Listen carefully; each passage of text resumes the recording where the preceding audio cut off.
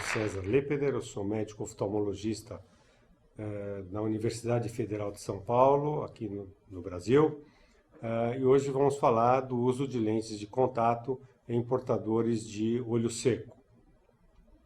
Não tenho nenhum interesse comercial nos produtos que vão ser mencionados nessa apresentação. Nós sabemos que o conceito da TIFOS de 2017 considera o olho seco como uma doença multifatorial da superfície ocular, caracterizada pela perda da homeostase do filme lacrimal e normalmente acompanhada de sintomas oculares, no qual a instabilidade e a osmolaridade do filme lacrimal, a inflamação e os danos da superfície ocular e as anormalidades neurosensoriais desempenham papéis etiológicos. Então esse é um conceito cada vez mais atual de uma série de fatores influenciando no olho seco. Nós sabemos da importância do filme lacrimal. O filme lacrimal tem relação com a hidratação da superfície da córnea, com a oxigenação, já que a córnea é uma estrutura avascular e depende do oxigênio dissolvido no ar atmosférico que chega à córnea através do filme lacrimal. Tem a sua função de nutrição, tem a sua função antimicrobiana através das lisozimas, globulinas, lactoferrinas. É também um elemento de proteção que bloqueia pela constante renovação corpos estranhos até micro-organismos. Tem a sua relação com a refração. A gente sabe que a uniformidade da superfície da córnea em função do filme lacrimal é fundamental para que haja uma boa acuidade visual. A lubrificação, que é obviamente talvez aquilo que predomina nessas funções, e a limpeza, já que esse filme é renovado a cada movimento de piscar. Então nós sabemos que, como vimos falando, dessa condição multifatorial, então existem vários fatores, por exemplo, como a idade, fatores ambientais, e além disso, hoje a gente não pode esquecer de vários fatores, como por exemplo, o esforço visual prolongado com redução de piscar. Hoje a maioria de nós, em boa parte do seu tempo, trabalha com multitelas, né? O smartphone, tablet, computador e às vezes mais de um deles, e esse esforço visual prolongado na visão de perto dificulta a lubrificação porque diminui a frequência do piscar. E além disso, os fatores ambientais, como dependendo do lugar, ar-condicionado, poluição, baixa umidade, tudo isso contribui também para os efeitos do olho seco. E o uso de lentes de contato também aumenta a evaporação do filme lacrimal e outros fatores associados. Existem também medicações tópicas, medicamentos com conservantes, que podem também contribuir para o quadro clínico. Pacientes que foram submetidos a cirurgias refrativas, principalmente LASIK, pacientes que tiveram outras cirurgias oculares, pacientes que têm alterações das glândulas da margem palpebral, pacientes com blefarites, com desordens das glândulas de meigômios. Tudo isso compõe um cenário favorável para que haja uma instabilidade e um desequilíbrio do filme lacrimal. Isso tudo acaba acarretando uma hiperosmolaridade do filme lacrimal, com aumento na apoptose de células da conjuntiva e da córnea, e um processo inflamatório, uma inflamação neurogênica com estimulação da glândula lacrimal, e é um processo que vai se mantendo, ou seja, é um ciclo vicioso do olho seco que se mantém em função de todos esses fatores. Então, além de todos esses fatores, existe a questão do uso da lente de contato, e aí tudo contribuindo para a exacerbação do quadro dos sinais e sintomas de olho seco. A gente pode dividir o olho seco naqueles pacientes que têm uma deficiência aquosa, com síndrome de Sjögren ou não Sjögren, e aqueles pacientes que têm um olho seco evaporativo, que talvez seja a forma mais comum, em que a gente tem aquelas causas que são chamadas intrínsecas, quando nós temos alterações das pálpebras, como desordem das glândulas de meibômios e blefarites, piscar anormal, piscar incompleto, alterações palpebrais como ectrópio, enfim, que alteram a dinâmica da lubrificação, e aqueles extrínsecos que são aqueles relacionados à diminuição na frequência e no ritmo do piscar. O uso exagerado de telas, de computador, de leitura, de tablet, de celular, a umidade do ar atmosférico, que é um fator bastante importante em alguns locais, e aí existem outras alterações da superfície, poluição, uso de medicamentos com conservantes e a própria lente de contato. Então, quando a gente suspeita de um paciente ser portador do olho seco, nós temos que ter uma estratégia a ser usada para fazer esse diagnóstico. Obviamente, como tudo em medicina, começa com a anamnese, e aí também a busca de fatores intrínsecos e extrínsecos que possam ter relação com esse quadro, e aí o exame clínico oftalmológico, a importância de se avaliar a lágrima, quer dizer, os testes que a gente vai usar, os corantes vitais, rosa bengala ou lisamina verde, a fluoresceína com break-up time, o teste de Schimmer para ver a produção da lágrima. Então a gente vê que nesses pacientes os sinais e sintomas são muito característicos. Então são pacientes que têm ardor, sensação de corpo estranho, sensação de secura, prurido, hiperemia, episódios de embaçamento que às vezes melhoram com um aumento na frequência do piscar, fotofobia e lacrimejamento, apesar de ser meio ambíguo, é um sintoma meio característico dos pacientes portadores de olho seco. Aqui, como eu disse, então, o uso dos métodos diagnósticos, né? Quer dizer, fluoresceína, a gente vai ver o break-up time, ver se existe alteração na superfície da córnea, também a lisamina verde, o Schirmer 1, a sensibilidade corneana, podemos avaliar o piscar e tudo isso nos ajuda a compor o nosso diagnóstico. Aqui a gente vê pacientes com alterações do break-up time, pacientes com alterações secundárias a glândulas, disfunção das glândulas de meibômios. Então são várias situações, ceratites difusas, são várias situações em que esses pacientes podem se apresentar com um quadro de olho seco. Un comprobado líder en la práctica de lentes especiales y ojo seco. Cuando la precisión importa.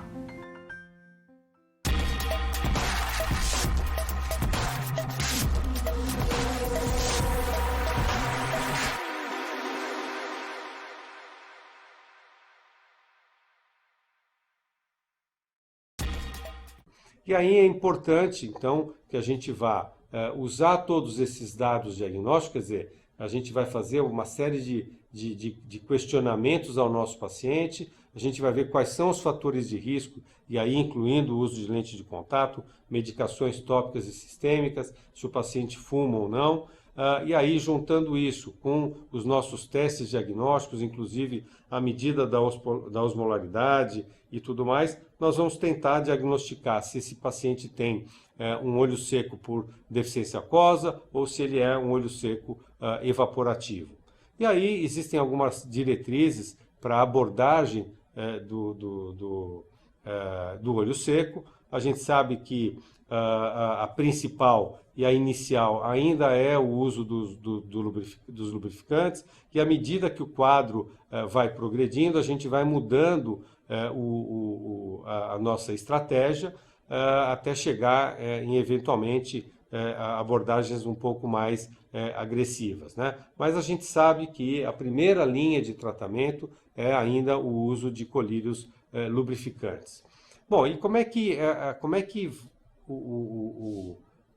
qual vai ser o quadro relacionado do paciente que é portador de olho seco e usa lente de contato, ou que é usuário de lente de contato e passa a ter o olho seco? Então nós sabemos que o olho seco ele não contraindica o uso de lente de contato, mas ele pode comprometer o uso, ou seja, ele pode limitar um pouquinho o uso. Isso porque ele é uma causa importante de intolerância.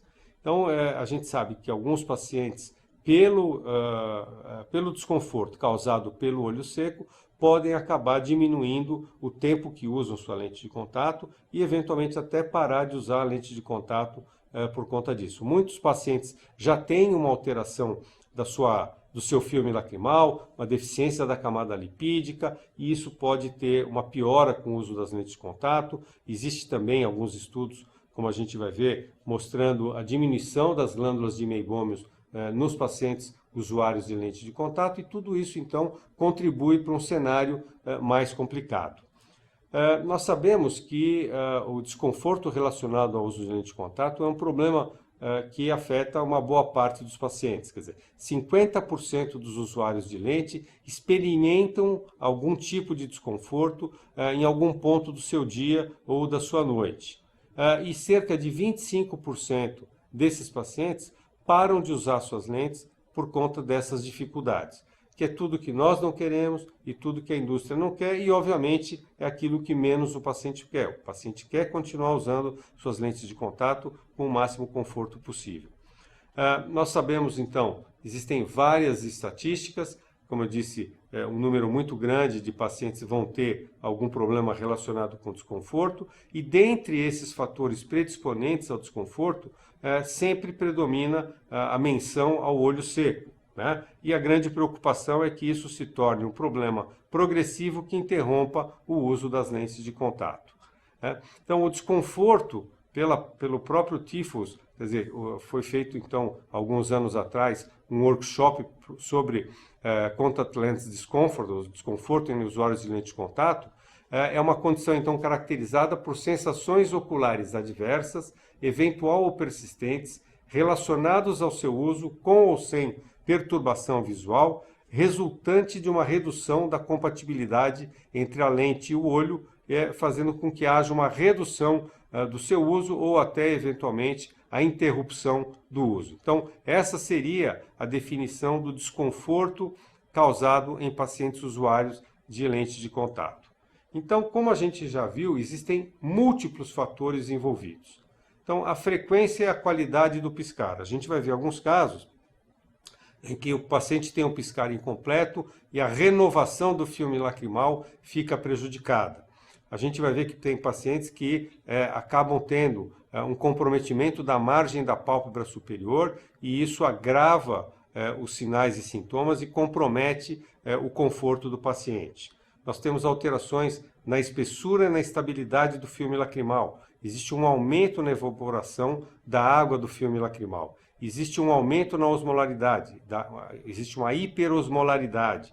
A gente tem uma presença maior de agentes pró-inflamatórios na lágrima, além da diminuição das glândulas de meibômios, diminuição na sensibilidade da córnea, alterações epiteliais, como a gente vai descrever daqui para frente, em função da própria hipóxia, fatores ambientais como uso e fatores de ambiente de trabalho, como umidade do ar, uso de ar-condicionado, uso exagerado de telas, ametropias eventualmente não corrigidas, que podem simular o olho seco. Quer dizer, o paciente pode ter ametropia, pode ter sintomas da ametropia, mas também ter o seu olho seco. E tem muitos pacientes que, com certeza, tiveram uma prescrição de um lubrificante, mas o que estava dando sintoma era ametropia, e vice-versa também é verdade. Então, a gente tem que ver quais são aqueles pacientes que já tinham alguns sinais e sintomas e que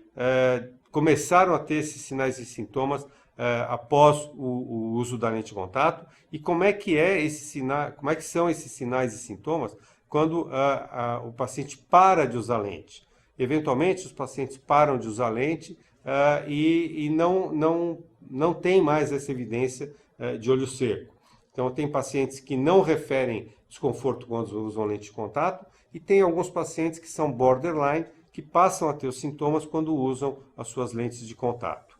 Então, além disso, nós temos uma série de outros fatores relacionados, que são relacionados com o desconforto no usuário, que são a umectabilidade da lente, uma maior tendência de depósitos nessas lentes de contato, alterações do filme lacrimal, oxigenação, presença de debris sobre a lente de contato, como é a característica de biocompatibilidade desse material, ou seja, a interação do material e do desenho com a superfície ocular e da pálpebra. Como eu disse anteriormente, a frequência e a amplitude do piscar, o uso ou não de lubrificantes, quais são os produtos de manutenção, se há evidências de toxicidade, tudo isso também pode estar relacionado ao desconforto no usuário portador de olho seco. E aí, como eu disse, quer dizer, existem fatores que são relacionados com a lente, fatores que são relacionados ao ambiente. Então, pode ser o material, o desenho, a maneira como que a lente foi adaptada, os produtos usados na manutenção, assim como essas alterações do próprio ambiente, umidade, qualidade do ar, pacientes que têm alterações no piscar, pacientes que têm alterações na margem palpebral, nas glândulas de meibômios, uso de medicações tópicas, uso de medicações sistêmicas. Tudo isso levando ao desconforto. E o problema é que esse desconforto progressivo ele começa com a redução do uso de lente de um período confortável, então o período confortável do uso da lente diminui, depois diminui o uso total de tempo que o paciente fica com a lente, aí ele começa a usar a lente só ocasionalmente, até que ele acaba parando de usar as suas lentes de contato.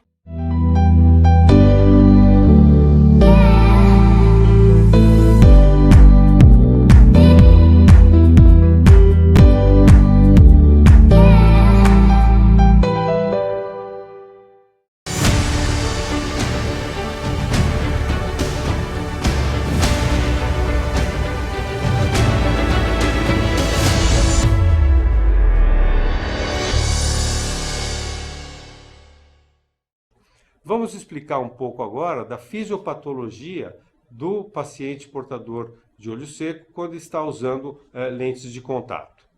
Então, a córnea necessita de um equivalente percentual de oxigênio de 8 a 13%, dependendo se o paciente está em sono ou em alerta. E quando esse percentual é abaixo de 13%, nós começamos a ter alterações celulares, aumento da mitose, acúmulo de ácido lático e, eventualmente, se esse quadro piora, podemos ter edema, diminuição da sensibilidade corneana. Então, como é que acontece a troca de gases sob a lente de contato? Então, o paciente, nós sabemos que a córnea é avascular e que qualquer lente de contato vai interferir na chegada do oxigênio através do filme lacrimal à córnea. Então, o que pode estar por trás disso? A transmissão de oxigênio daquele material, a condição daquela lente, quer dizer, quanto tempo tem aquela lente, como ela é utilizada, se ela tem depósitos ou não, tem ranhuras ou não, se a lente tem uma mobilidade adequada, como é que é a produção da lágrima, a renovação da lágrima, tudo isso vai interferir nessa troca. Então, nós vamos ter uma sequência de fatores que vai fazer com que esse quadro se torne mais importante. Então, nós temos uma diminuição da estabilidade do filme lacrimal. Muitas vezes as lentes se tornam mais desidratadas, podem ter mudanças na curvatura, ou por depósitos, ou até por diminuição da renovação da lágrima sobre a lente, diminuição da troca de gases, acúmulo de debris. Isso tudo promove alterações no epitélio da córnea, com diminuição da sensibilidade, diminui a produção de lágrima, aquele estado inflamatório que nós comentamos anteriormente, e com isso tudo levando a uma diminuição da estabilidade do filme lacrimal. Então, a gente vai ter alteração em várias camadas da córnea. Então, por exemplo, a gente vai ter um regime de hipóxia com redução do glicogênio, aumento do ácido lático e, dependendo da evolução, um edema de córnea, levando a um edema endotelial, polimegatismo endotelial, desde que esse regime se mantenha a médio e longo prazo. Então, quando a gente tem um excesso de CO2, uma baixa concentração de oxigênio, nós vamos ter uma alteração na vitalidade das células epiteliais, alterações nas junções epiteliais, redução na taxa de mitose, e com isso a gente vai ter alterações epiteliais levando a afinamento, fragilidade epitelial, microcistos. Aí a gente começa a ter uma esfoliação epitelial, ceratite punctata, e tudo isso então aumentando o risco de ceratite microbiana. Além disso, existem alterações da própria lente, a baixa umectabilidade da superfície da lente, fazendo com que o filme lacrimal fique com a sua distribuição inadequada, mais instável, aumentando a sua evaporação, aumentando a hiperosmolaridade, piorando os sintomas e os sinais de olho seco. E aí a gente começa a ter dry spots na córnea, alterações epiteliais, como eu disse, então, uma porta de entrada para ceratites infecciosas. Os pacientes muitas vezes reclamam que a visão fica instável, alterações na sensibilidade ao contraste e até piora na acuidade visual. Tá? E, agregado a isso, alterações da própria lente, ou seja, a desidratação da lente, por exemplo, pode reduzir a permeabilidade aos gases e, eventualmente, em alterações mais severas, a gente pode ter até uma mudança tal que produza a síndrome da lente apertada, que é a Tight Lens Syndrome, causada então por deficiências do filme lacrimal que fazem com que haja alterações na curvatura corneana, então aquele quadro meio agudo, em que esses pacientes passam a ter um olho vermelho, uma série de sinais e sintomas, ceratite, processo inflamatório recorrente e que tem a ver, na verdade, como causa inicial pelas deficiências do filme lacrimal. Como nós já comentamos anteriormente, existem vários fatores envolvidos, existem vários estudos mostrando os fatores associados que estão presentes em pacientes usuários de lentes de contato. Como eu disse, voltando aqui, cerca de 50%, esse é um estudo de 2006, 50% dos usuários de lente referem em algum momento do dia sintomas relativos ao olho seco. Isso pode ter uma relação direta com o sucesso na adaptação e alterações da superfície ocular e cita-se como possíveis mecanismos envolvidos: aumento na evaporação da lágrima, aumento da osmolaridade e desidratação por falta de biocompatibilidade da lente com a superfície ocular. E as conclusões foram de que o componente evaporativo prevalece, a deficiência da camada lipídica é bastante evidente, a camada fica mais fina e aumento da hidrofobicidade da superfície da lente em função da desidratação, a hiperosmolaridade e, eventualmente, alterações maiores naqueles materiais de alta hidratação. Um outro estudo de 2008 mostrando como o uso da lente de contato afeta a evaporação do filme lacrimal. Então, o trabalho demonstrou um aumento, um índice maior de evaporação na presença da lente de contato. Isso pode ser associado a alterações do filme lacrimal e persistem mesmo após 24 horas da interrupção do uso das lentes de contato. E esse estudo, então, suporta essa hipótese de aumento da evaporação como sendo um fator para induzir o olho seco em usuários de lentes de contato. Aqui também um outro estudo de 2009, mostrando um fator de crescimento de nervos elevado associado ao uso de lentes de contato, o estudo fez uma avaliação mostrando então que existe uma diminuição na densidade dos nervos subepiteliais da córnea em pacientes que usam lente de contato há muito tempo, mas não foi relacionado com a concentração de fatores de crescimento na lágrima. Esses pacientes tinham um nível de fatores de crescimento elevados nos pacientes que tinham olho seco relacionado à lente de contato, e isso foi uma resposta anti-inflamatória aos fatores como o TGF-beta1. Então, como complicações em pacientes usuários de lente de contato, a gente viu que nós vamos ter então uma incidência maior de referência a isso nos usuários de lente de contato. Isso tem relação com o aumento na evaporação, alterações da camada de mucina, alterações da composição da lágrima, osmolaridade, e tudo isso faz com que esses pacientes se tornem mais sintomáticos. Existe uma diminuição nos pacientes, no menisco lacrimal de pacientes usuários de lente de contato, e isso pode contribuir também para essa sensação de secura. A gente vê aqui um paciente com piscar incompleto, a gente pode até observar que existe um nível abaixo do qual a pálpebra não renova a lágrima. Isso com certeza altera toda a dinâmica do filme lacrimal. Aqui também a gente percebe um excesso de secreção mucosa, uma alteração importante das glândulas de Meibômios, e esses pacientes que têm um filme bastante instável, e isso contribui com certeza para aumentar o desconforto nesses pacientes. OneFit Med es un lente escleral delgado hecho a la medida que le permite a usted personalizar el diseño para cada ojo, logrando una oxigenación adecuada a la córnea y a las células madre. Custom stable lenses change lives. They're intuitive, they're powerful, and anyone can fit them. It's time to simplify.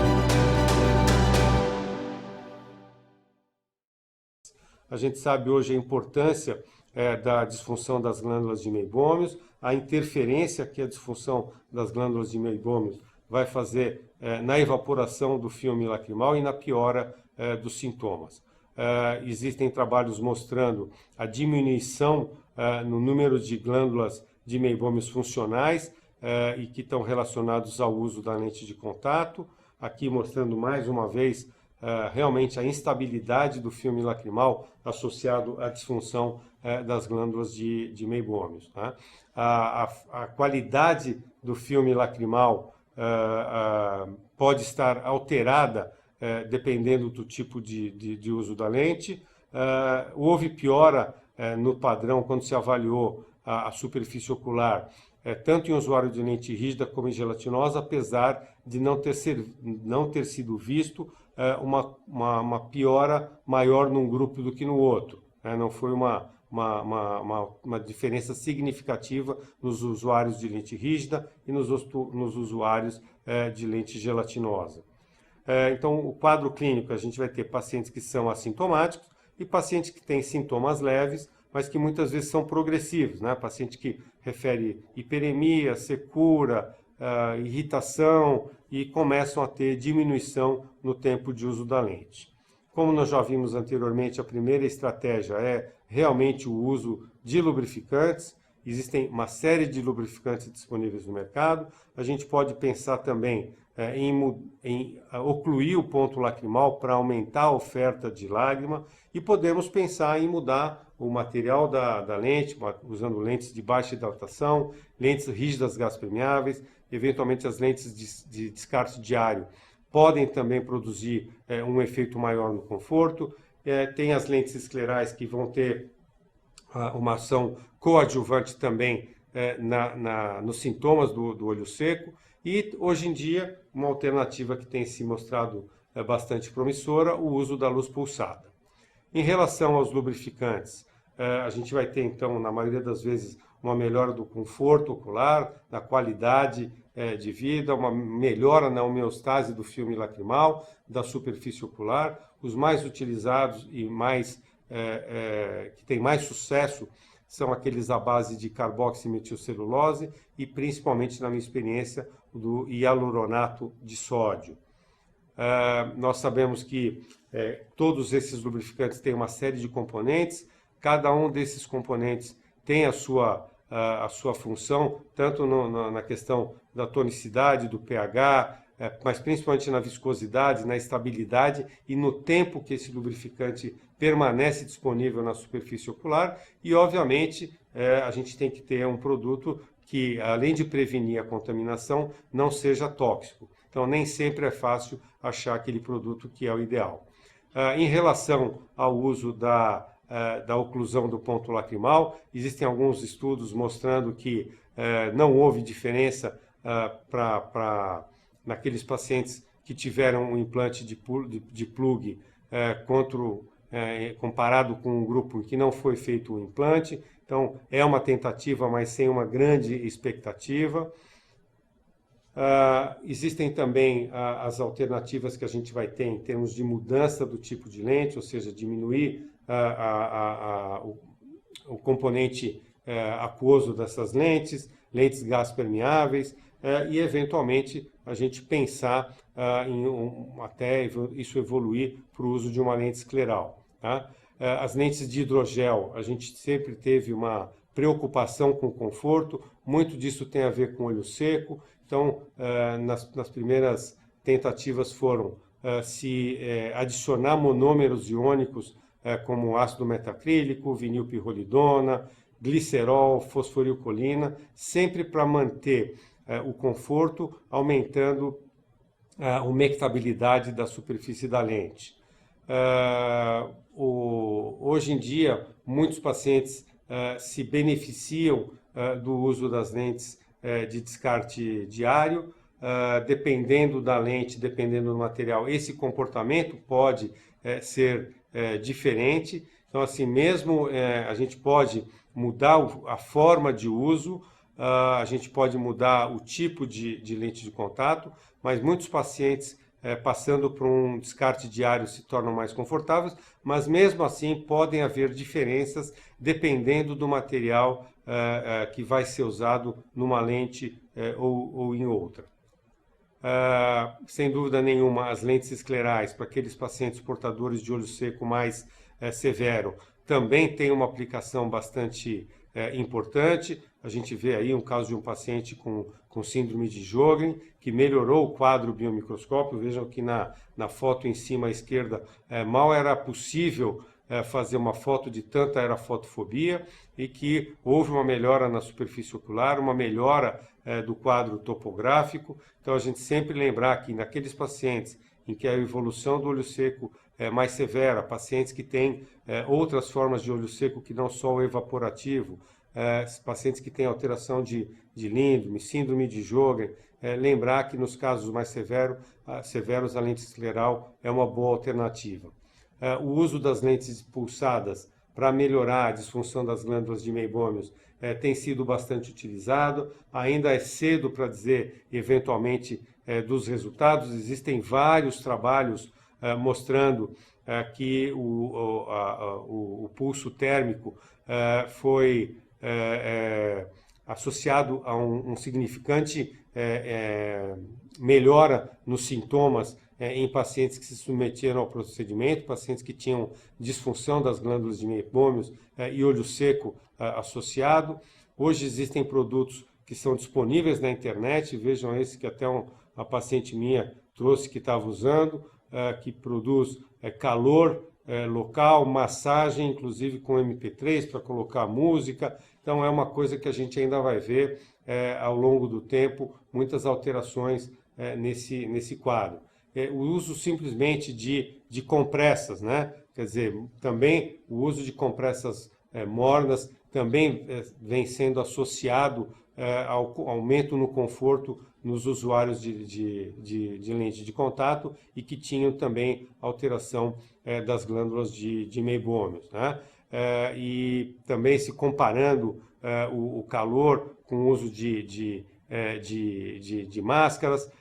Enfim, a gente vai ter ainda uma série de alternativas no futuro que possam influenciar os usuários de lente de contato que já tinham olho seco ou que passam a ter o olho seco após o uso das lentes de contato. Então, existe essa relação entre a lente de contato e o olho seco. Interessante tentar determinar se esse paciente já era portador de olho seco antes do uso da lente ou não, tentar fazer o diagnóstico do tipo de olho seco, estudar eventualmente fatores que estejam associados com a exacerbação desse quadro, e aí escolher a estratégia adequada e o material da lente adequada, a forma de uso adequado, para que esse paciente mantenha o uso da lente de contato com o máximo de conforto possível, e a gente impeça que esse paciente pare de usar suas lentes, que é tudo aquilo que nós não queremos.